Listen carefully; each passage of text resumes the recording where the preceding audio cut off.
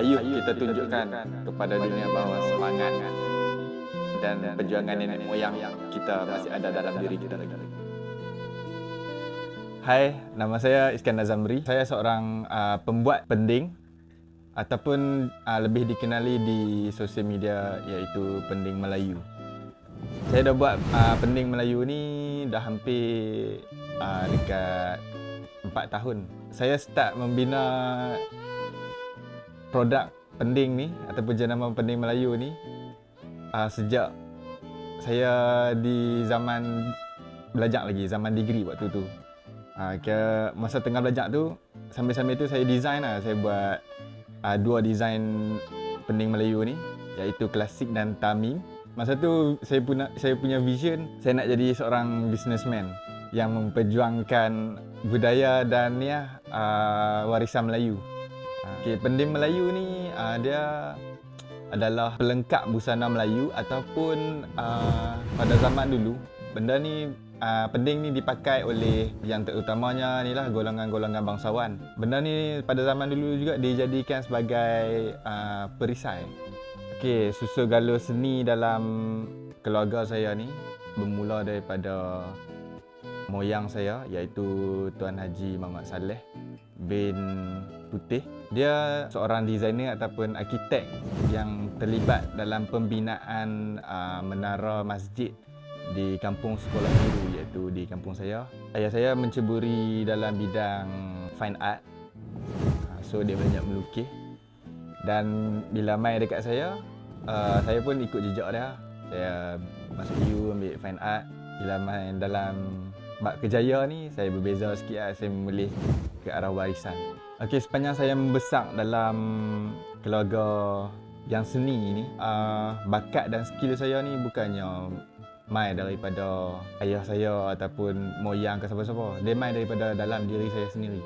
Masa saya zaman sekolah tu, saya tak suka melukis. Bila cikgu suruh lukis, saya akan bagi dekat kawan saya untuk lukis. Sebab masa tu saya memang tak minat, walaupun saya tengok dekat rumah hari-hari bapak saya melukis. Tapi benda tu tak mempengaruhi saya untuk jadi macam dia. Masa saya tingkatan 3 tu lah, saya mula mencari bakat dalam diri saya. Masa tu saya tengok ayah saya pandai melukis.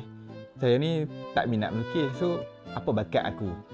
Masa tu saya mula tanya diri saya. Saya mula tanya diri saya bakat saya, hala tuju hidup saya. Masa tu saya dah fikir lah.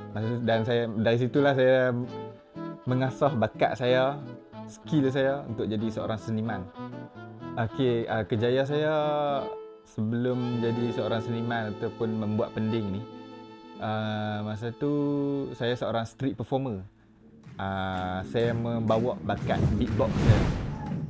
Beatbox ni macam saya buat side income lah dengan beatbox ni. Saya perform dekat event-event, majlis korporat, event-event pertandingan, macam tu.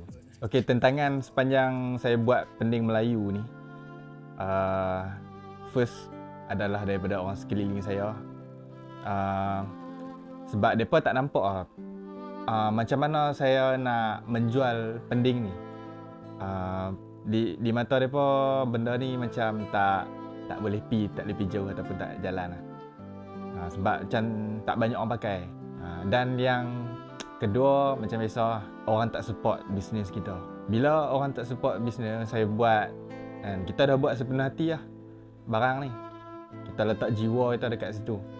Tapi bila kita pasarkan, orang tak beli. So, dekat situ lah orang cakap perasaan tu, nak putus asa tu diuji lah.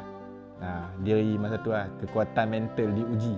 Namun, mereka tak tahu saya banyak terlibat dalam busana Melayu, scene kebudayaan ni. So saya tahu macam mana nak pasarkan benda ni. Di masa depan nanti perancangan saya adalah saya nak menjadi pesaing dengan pengeluar-pengeluar pending yang lain lah. Dan saya punya vision adalah untuk menjadi seorang pembuat pending ataupun pembuat aksesori pakaian Melayu yang hebat lah, ataupun yang famous dekat Nusantara ni. Kebanyakan benda-benda macam ni diimport daripada luar. So saya nak pegang market tu, saya nak mengalahkan dia. Andai dapat diundurkan masa, saya masih akan meneruskan untuk buat pending ni. Walaupun sepanjang saya buat pending ni, saya hadap macam-macam rintangan, tapi itu tak cukup nak menjatuhkan saya. Saya dah biasa dengan buat benda-benda macam ni kan. So saya akan tetap buat juga. Sebab saya ni seorang yang sentiasa yakin dengan apa yang saya buat. Kalau saya buat, saya akan buat sampai jadi. Idea pending ni tercetus masa saya zaman degree. Masa tu saya tengah menyiapkan tesis tentang jati diri orang Melayu abad 21. So sepanjang proses menyiapkan tesis tu, saya banyak terlibat dalam event-event persilatan, kemelayuan ataupun yang berkaitan budaya untuk saya mengkaji tentang Melayu ni di lapangan. Sepanjang pemerhatian saya dalam keterlibatan saya, yang benda yang menarik perhatian saya adalah pending. Bila saya buat survey lah kan, pending ni orang cakap, mereka kata tak ada orang Malaysia yang buat. Kebanyakan benda ni diimport daripada luar negara. So masa tu saya fikir, why not aku buat benda ni, aku jadi orang Malaysia yang terawal dalam ni adalah buat pending Melayu. Okay, proses membuat pending ni dia ada beberapa peringkat. First, kita kena cayakkan timah, dan timah tu dicampur dengan besi antimoni. So dua jenis besi lah kat situ. Function antimoni ni untuk mengeraskan lagi timah tu. And then lepas dah cayak tu, kita akan tuang timah di dalam acuan. Acuan ni kita panggil rubber mold. Dia getah, acuan getah. Selepas kita keluarkan, kita akan buat finishing lah. Kita akan guna kikir ataupun kikak, orang utara panggil kikak. Kita akan kikak sekeliling tu untuk buang lebihan-lebihan di tepi-tepi dia tu. Selepas pada tu, kita akan sandblast. Kita akan tembak pasir untuk mencantikkan lagi tekstur dia, permukaan dia. Kita sandblast. Selepas pada sandblast, kita akan wheeling pula. Wheeling dia untuk bagi dia berkilat lah. Kita akan bagi berkilat. Lepas tu kita akan plating dan solder dia punya hook. Okay, anda kata pending Melayu ni gagal lah. Saya akan tetap teruskan juga lah buat pending ni, sebab saya tahu pending ni dia ada peminat dia yang tersendiri, dan dia ada kolektor dia tersendiri. Saya seorang yang committed lah dalam apa yang saya buat. Tak kisah buat pending ke ataupun benda lain kan. Kalau saya buat, saya akan buat sampai jadi. So kok mana pun saya akan tetap juga buat pending ni.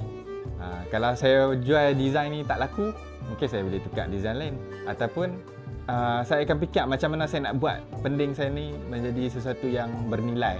Saya akan fikir macam mana nak dapatkan, nak menempatkan pending saya ni di hati para pembeli ataupun orang yang melihat tu lah.